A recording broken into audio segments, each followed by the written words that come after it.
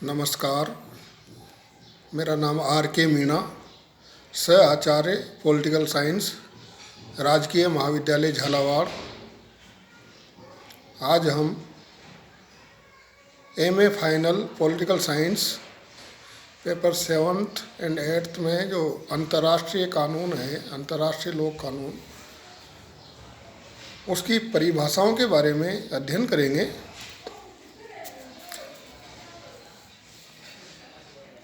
अंतर्राष्ट्रीय कानून की कुछ जो परिभाषाएं हैं वो इस प्रकार से है।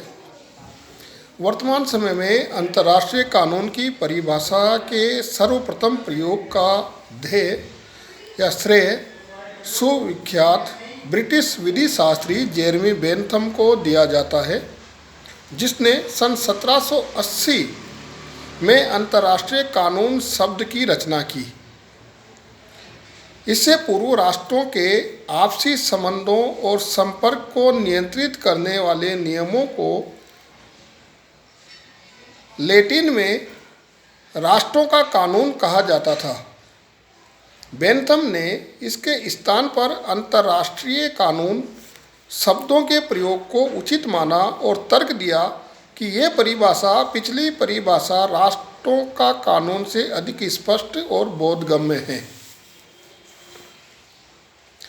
मोटे तौर पर अंतर्राष्ट्रीय कानून उन नियमों का समूह है जिसके अनुसार सभ्य राज्य शांति काल और युद्ध काल में एक दूसरे के साथ व्यवहार करते हैं। अंतर्राष्ट्रीय क्षेत्र में जिन नियमों का पालन आज सभ्य जगत में हो रहा है, उसके लिखित रूप का विकास मुख्यतः यूरोप और अमेरिका में हुआ। अंतर्राष्ट्रीय कानून देश, जाति, वर्ण, धर्म आदि की अपेक्षा नहीं करता। उसकी दृष्टि में सभी राज्य समान हैं। अतः संयुक्त राष्ट्र संघ का चार्टर भी आज अंतर्राष्ट्रीय कानून बन गया है। विद्वानों के अनुसार उस आचार को भी कहते हैं विद्वानों के अनुसार कानून उस आचार को कहते हैं जिसकी अवहेलना करने पर दंड मिले। संयुक्त राष्ट्र संघ के चार्टर की अवहेलना करने वाले राष्ट्रों के लिए विभिन्न प्रकार के आर्थिक और सैनिक दंडों की स्थापना की गई। अंतर्राष्ट्रीय कानून की परिभाषा पर विद्वानों में मतैक्य नहीं है। पुराने लेखकों ने तर्क और न्याय पर बल दिया है, तो बाद के लेखक अंतर्राष्ट्रीय जीवन पर बल देते हैं। तुलना के लिए दोनों ही पक्षों की कुछ प्रतिनिधि परिभाषाएं चार्ल्स जी फेनविक ने निम्न प्रकार प्रस्तुत की है। जैसे हिस्टन के अनुसार, सभ्य राज्यों में माने जाने वाले अंतर्राष्ट्रीय कानून की यह परिभाषा दी जा सकती है कि यह स्वतंत्र राष्ट्रों में विद्यमान समाज का स्वरूप देखकर तर्क बुद्धि द्वारा निश्चित किए गए न्यायानुकूल आचरण के नियमों से निर्मित होता है।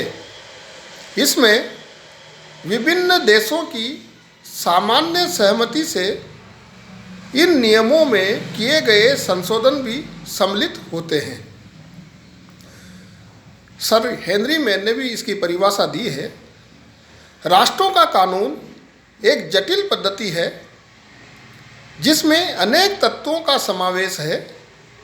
ये तत्व हैं अधिकार और न्याय के वे सामान्य सिद्धांत जो प्राकृतिक समन्याय की दशा में रहने वाले व्यक्तियों के आचरण तथा राष्ट्रों के संबंधों और आचरण के लिए समान रूप से उपयुक्त हो।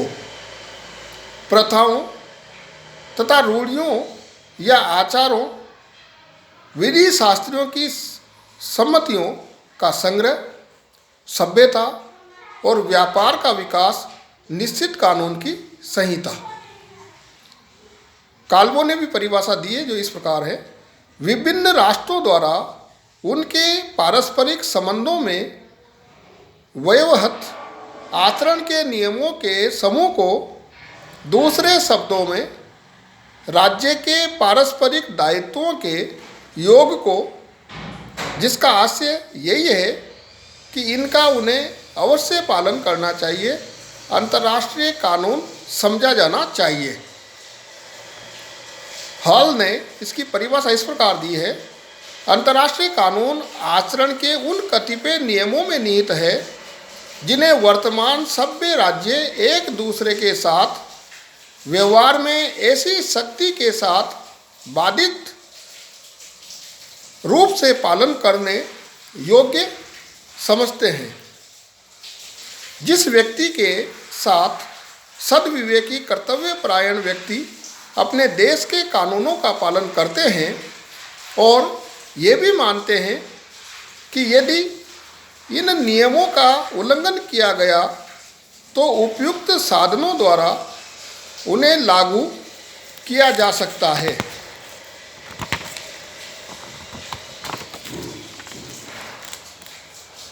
ओपेनहीम ने भी अपनी जो है अंतर्राष्ट्रीय कानून की वो परिभाषा दी है। ओपेनहीम के अनुसार राष्ट्रों का कानून या अंतर्राष्ट्रीय कानून उन प्रथागत तथा आपसी समझौतों से उत्पन्न अभिशयात्मक नियमों का संग्रह है जिन्हें सभ्य राज्य अपने पारस्परिक व्यवहार में वैध रूप से पालन करने योग्य समझते हैं। धन्यवाद।